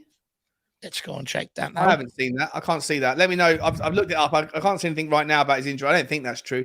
I hope not. But listen, I agree with you, Dave. I think he's a really, really good player. I think he's good with the air. He's such a strong player. He's good with both feet. Good finisher. I think the kind of strength of the Premier League will suit him. I think he'll be able to win the ball back, body people as well. And if you do bring someone like him in, it gives you options. Then you don't necessarily need to rely so much on Decky on the right. Maybe then you can have the space for Solomon or for Porro in the front three because you've got a guy there who can go and press and do all that stuff. I also think his timing is far better with his runs than Richarlison. I mean, anyone's timing is better than Richarlison his runs, but his first touch is better as well. To me, it makes a hell of a lot of sense. I don't know what the money would cost. I'm imagining it would be a 60-something figure. Yeah, easy. And then if you do that, of course, then the consequences are that you probably don't get too much change to go and get what you need at the back. But so I think he's at the top of your list, is he right now? He'd be at the top, Shawnee. Dusan Vlahovic. I've been on about this guy for a couple of years now. Ever since he was at Fiorentina, I like everything about him. And I think with the insane potential this guy has, I think he's in a certain category that. How do I put it? If you sanction the money, I think you get the return. I just think he's going to be that good. I get at Juventus, it's sort of. The potential in the name is maybe tailed off a little bit, but Juventus have had enough problems going on and stuff like that. And for me, it has an effect. It does have an effect on the squad and stuff. And, if we could get him out of Juventus, I would take him. However, like you said, it's going to cost a massive, massive fee. But Gary Bex is saying... just quickly, I did say, there is a lack of world-class strikers out there or strikers that can hold that line on their own, that can do all aspects of the game. And for me, you've got Haaland, you've got Kane, next in line for me or in and around there, I think, or the next guy to take over that mantle is Dusan Vlahovic. So try and get ahead of the curve and go and get him if you can. Some would say we've already missed out on the opportunity to ever get him, but, show a bit of ambition. If you're going to sell Harry Kane, bring in someone like a Dusan Vlahovic, all of a sudden, all the fans are behind this again. 100%. Yeah, and that's another thing. That's a not insignificant factor is how do you win over the fans? Does Gift Orban? Does Brennan Johnson? Does Lukaku? Certainly not. I saw a poll on Twitter. And it was like 10,000 people voted around whether we should go and get Lukaku, and it was 90% absolutely not. So that shows you the kind of level of faith people have in him. Yeah, no, I think Vlahovic would be a wonderful audition. I really do. I'd love to see him. I mean, the jury is still out on him. I've got to be honest. The jury is still out. He hasn't done much at Juve. But I agree with you. Maybe there's other factors that are catching up to him there. against Fiorentina, he was excellent. Look, after that, we're starting to kind of slip into players that really aren't out and out forwards, so to speak. There's a couple of midfielders or attacking midfielders that play as false nines. I'll start with. Let me start with the controversial one actually. Balogun from Arsenal. There's been a lot of links going on with him over the last couple of days. That Tottenham might want to take this guy on because of his successes in France last year. Any thoughts on him, mate? I don't know where to go with this one. He's not a bad player. I'll be honest. He's not a bad player. He's not the worst. Arsenal let Harry Kane go, and we were the benefits of it, weren't we? So maybe this could be one that we could go and get and share the benefits of for the next 10 years and have league judges screaming about him. But again, Sean, not the answer for me. I think again, I'd rather take the gamble on someone like Gift Orban than someone like Balogun. If you want me to be brutally honest, if you are looking at a young player maybe from the Premier League with a bit of experience, I'm not saying it because he's Irish, but Evan Ferguson, I'm telling you, this guy's got it. Even if you look at his goal for Brighton at the weekend, right? That was lovely. The timing of it was spectacular. The run was brilliant. Back post. Yeah, lovely. Sean, a very... sorry, not the goal. Sorry, the one where he hit the post just before that when he came on. Very similar to where Richarlison was in the box. But Evan Ferguson managed to bend it around and get the shot on target, whereas Richarlison hit the striker right in front, or the defender right in front of him. And for me, when I look at Evan Ferguson, again, there's a lot of similarities to the guy we had previous up front. He can hold up the ball. He's strong. He's physical. He's got pace to go in behind. And one thing that's not spoke about Evan Ferguson enough is that he can play. I've watched Matt Diavivi. He's walked into the Ireland team. He is head and shoulders by a mile above anything else we have in the Ireland team. This kid is going to make it. However, he's only recently signed a new contract at Brighton, so that probably means we won't get him. How much is he realistically going to cost him for a couple of seasons now? How much is Evan Ferguson going to cost? Oh, yeah, you're probably talking around. Well, Brighton, look at the money they're getting for their players from Chelsea. I think Brighton do not need to sell. Brighton have got bundles of money. They are making bundles of money. They have got absolutely no desire. They bought the guy for, what was it, like 5 million quid season before last? I mean, listen, I can't. I just, basically on principle alone, I can't get on board with the signing of a player who Brighton found in Ireland a couple of years ago and who, like, if it's 40 million quid, 30 million quid, then you can say, well done, Brighton. 10x your money and let the guy come to us. But Brighton won't do that. Brighton look at Tottenham now and think of us as a sideways move for our players, for their players. So they're going to want 80 million, 70 million, something stupid like that for him. And there you go. Boxing Hotspur is saying I don't think he's that. I think that's a bit crazy, but 150 million quid. I don't know. I mean, it's too much. No way. I wouldn't expect the club. I would say if you could get the guy for around 40, 50 million, I think 40 million you take the punt, for sure. I think you're getting a safe bet. You look at Ferguson since he's come into the Premier League, he's scored goals, and he hasn't exactly been the out and out striker for Brighton, but every time he gets the opportunity, he scores goals. This kid. Beyond 72, I am very bitter, mate. I'm jealous. I'm bitter. I'm like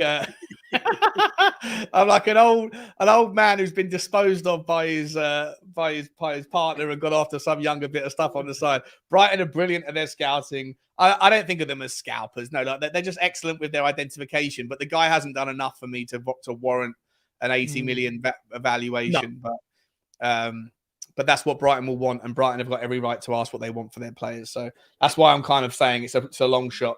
Next up, we got rid of Balogun. We got rid of... I didn't even have Ferguson on my list, to be honest.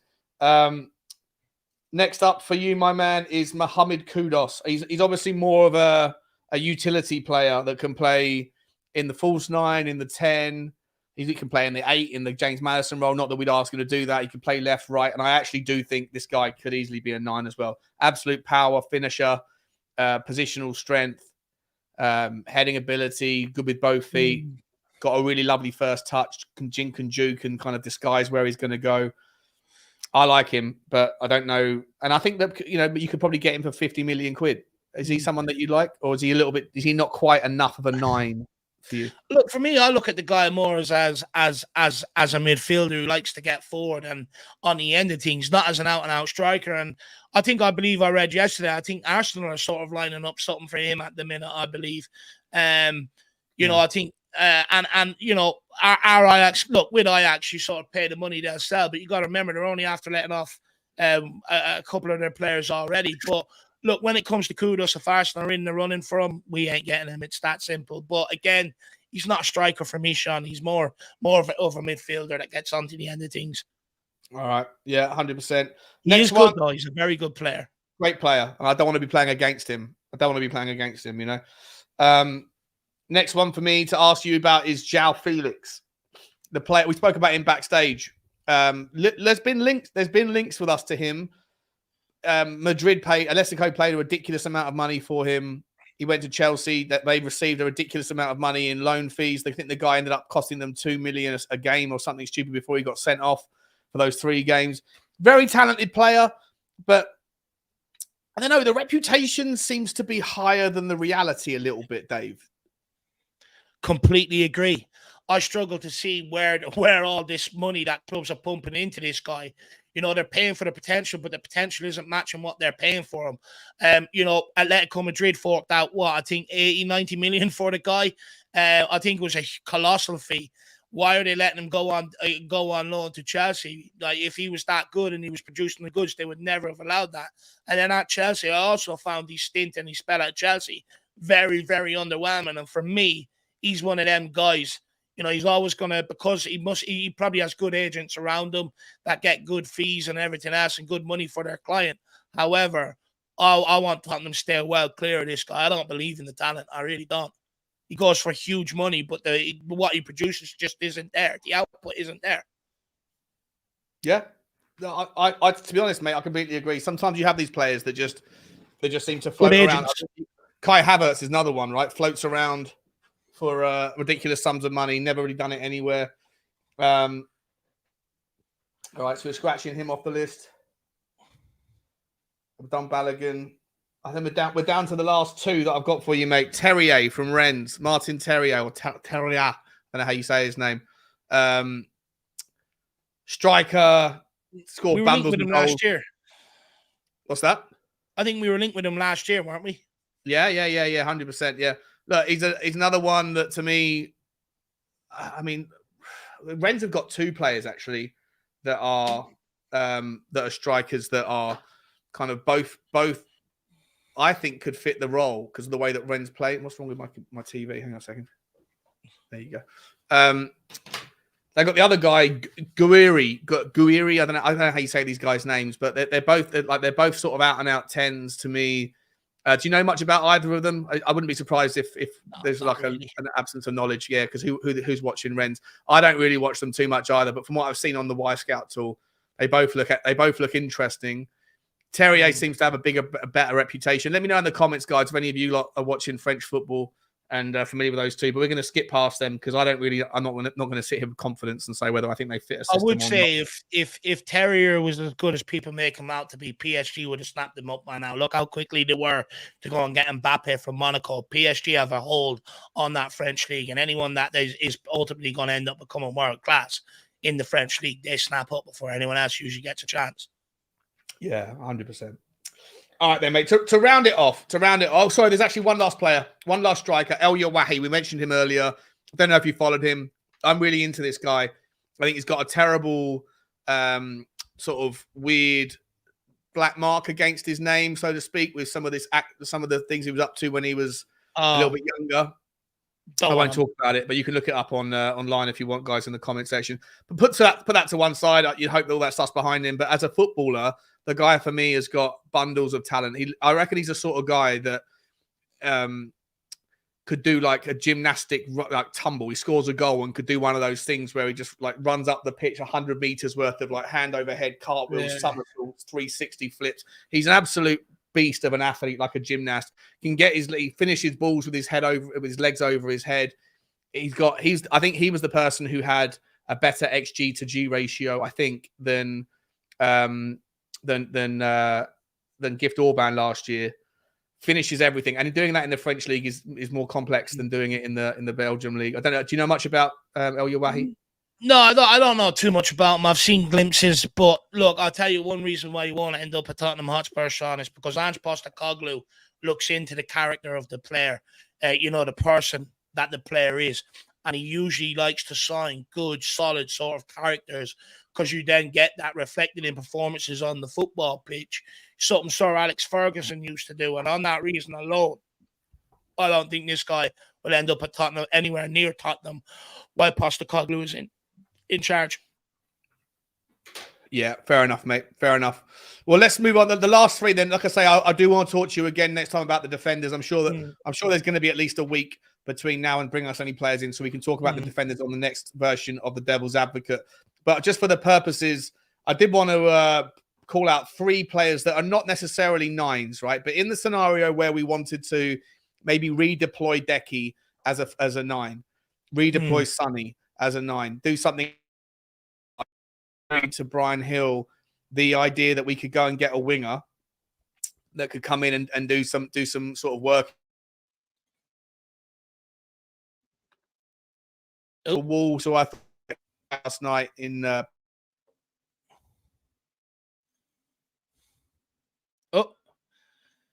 he's done it again. That's Shawnee Butler. He's done it again. He's doing it again. I'm about to drop out, so I'm going to get my phone back up, ready to go. What I was going to ask you was Pedro Neto, right? The Wolves winger. Absolutely insane performance last night. You can make the same argument for the striker as well, but he can't finish. So him as a player, Danny Olmo, if you like this guy from Leipzig.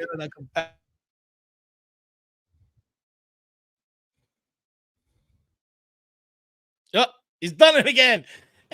Look, I'll take it off on Pedro Neto. Look, this is a guy, he's insanely talented, but injuries over the last few years have sort of curtailed his career. For me, it's just about having proof that the guy is back up on track and running. With Pedro Neto. With Danny Olmo, I really like Danny Olmo, Sean. I think he's insanely talented. I think he's very good on the football, handles it very, very well. But again, we've got someone like Madison that sort of does something similar to what Danny Olmo does. You're still not really resolving that problem of having someone through the middle to finish it off. Yeah. Who's the third name on the list? Third name is Gonçalves from Sporting.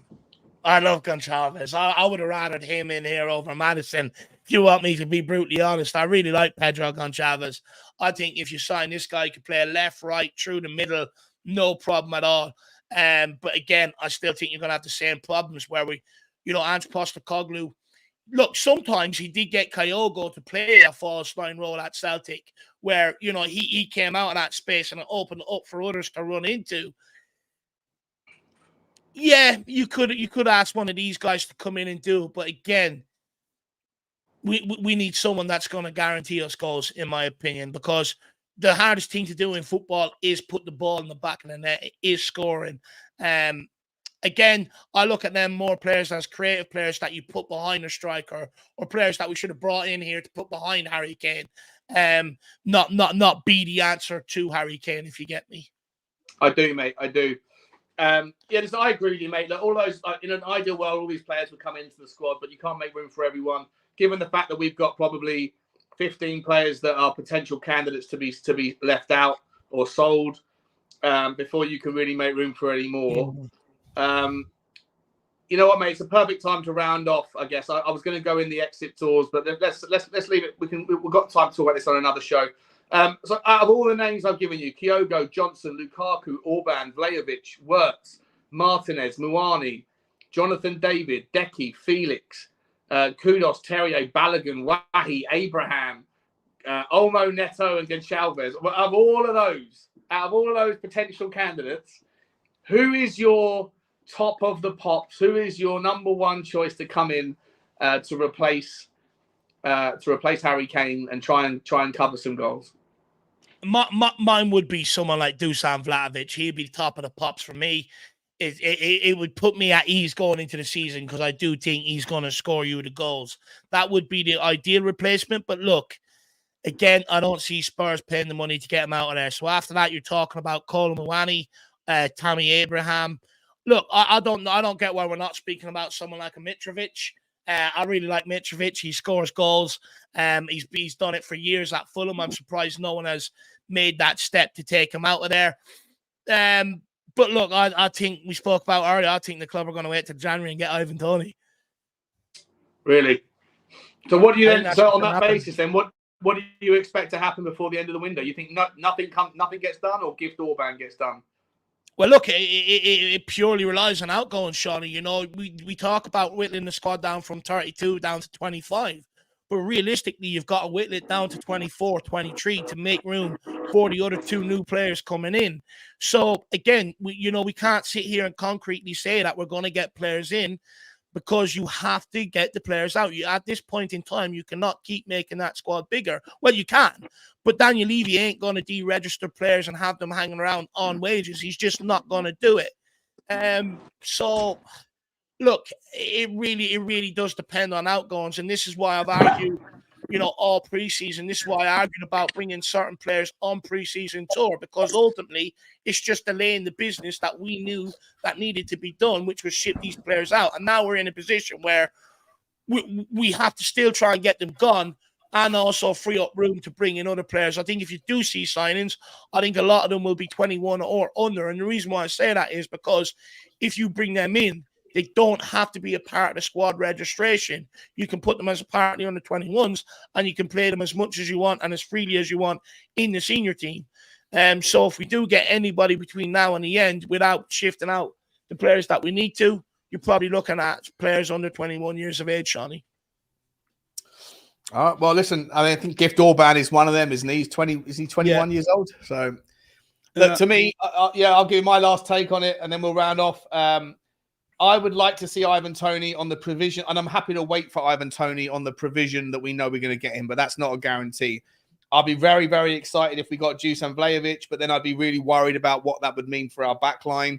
I just don't think we have enough reinforcements, and you could make the argument as well that the quality is still not quite there on the right side. For me, like I say, I'm sympathetic to Emerson Royale's cause. He's asked to do things that are going to give him trouble on the back. But as a player, there is still an issue for me that I'd much rather someone with better quality being asked to do what he is being asked to do. Wonderful game with the ball for me against Brentford, but there's still issues at the right. There's still issues in depth. When Romero gets taken off for a concussion injury 10 minutes in, and your best go-to backup is Davinson Sanchez, and fair play to Big Dave. He's had a couple of good games in this system, and I think this system will suit him because he's good at a foot race and he's good with a sliding tackle, but there's mistakes there. So I still think that the Tottenham need to focus on the back, and how much money we spend on a forward will determine how much money we can spend on someone at the back. But that is a conversation for next time, guys. Nothing's going to happen. I would be very surprised if any signings happen between now and the next episode of The Devil's Advocate. Dave, you've been absolutely spectacular. The chat has been absolutely spectacular. Dave, where can people find you, mate? Yeah, you guys can find me over at the Irish Hotspur. Look, we try to have discussions like this all the time, nothing different to what Shawnee sort of does here, only Shawnee does it better. But, get over there and check it out. And, of course, you see your boy Shawnee over there an awful lot as well. So that's where you can find me. Thanks for listening to me, and hopefully you've enjoyed it. Yeah, I think people are saying they enjoyed the chat, mate. It's the first one. We're going to be doing this every Monday at about 4 o'clock UK time. Last super chat of the night before we round, the day before we have Craig Chicken on a basketball fenner. Brilliant name still. What 10 would you sell for a 22-man squad? I'll do this one real quickly. I've got the list of players that are on the chopping block. Lloris can go. One of Whiteman or Austin can go, so that's 2. Sessegnon, I don't think you're going to be able to sell him, so therefore Reggie can go if he wants to. Højbjerg can go if we can get good money. Ndombele can go. Dyer can go. That's 6. Yeah, and then after that it comes to youth team players like Alfie Devine and Harvey White, 7, 8. They can go on loan. I wouldn't sell them. Maybe one of Skip or Sarr if you're going to go and get another midfielder. But It's difficult to find 10 players to get rid of, Yeah. considering players like Perisic and Lo Celso have stepped up as much as they have. We were all expecting them to go, right, Dave? Yeah, we were. And look, you know, look, Lo Celso could still go yet. There's still some interest in around them, but by the looks of it, I think we're keeping Perisic. But, you know, look, you argue as well, you know, how much do you clear out before it becomes an effect to Ange Postecoglou? You know, obviously the first priority is getting rid of the deadwood. I would even say you could throw Davies in on that list. I don't think he's going anywhere because he's got 3 years left on his contract, but you know, potentially we should be looking to cash in on him as well. Same, you know, look, there's plenty of players we can get rid of. It's just about whittling it down now. And once you get rid of Deadwood, right, then you can actually start focusing on certain areas of the squad. Like, look at the keepers. We got 5-6 goalkeepers. How's that being allowed to happen? It's absolutely mind-boggling. And it's sort of like, once you declog the system, get rid of a lot of these players, then you can properly assess the under-21s and see if any of them are good enough, which then means sometimes you don't have to go into the market all the time and spend that 80, 90 million. But also, you can then start focusing on areas and upgrading on areas. You know, specific areas that you know is going to make a massive difference. So it's just about clearing out that squad and getting us to that point where we're talking about upgrades to the squad and not just getting rid of Deadwood and filling out the squad. Yeah, 100%, mate. And that is a conversation that we are going to tackle, no doubt, on each other's channels all week. And then we'll pick it up on Thursday. By the way, guys, make sure you check out, always check out Dave's channel, but Thursday nights, we are doing, we're picking up again a show we started last season. It's Jack, it's Dave, and it's going to be me and then one of the boys from We Are Tottenham TV, correct? Yeah, correct. Yeah. Every Thursday, 7 or 8 p.m. Yeah, 7 or 8 p.m. on Thursday nights, UK time or UK and Ireland time. Guys, we're going to leave it there. Let me ask you for one last favour. If you haven't already, smash the subscribe button on this channel, on the Irish Hotspur, and on Sean Butler TV. Links are in the title. Hit the like button. I think we're on 385 likes. We've had about 600 and nearly 700 people the whole way through the show. So we should be on about 450. If you can get it to 400, though, that would be awesome. And, of course, drop a comment afterwards. Let me know your thoughts on the stream in the comment section below. Dave, mate, I want to wish you a wonderful rest of your day. Guys in the chat, enjoy your Tuesday. Go and do things that, you know what, don't let anybody ruin your day. It's your day. Ruin it yourself. If you're going to ruin it yourself, all right? Don't let anyone else do it. Like, subscribe, and comment, guys. And as always, bye-bye. Come on, you Spurs.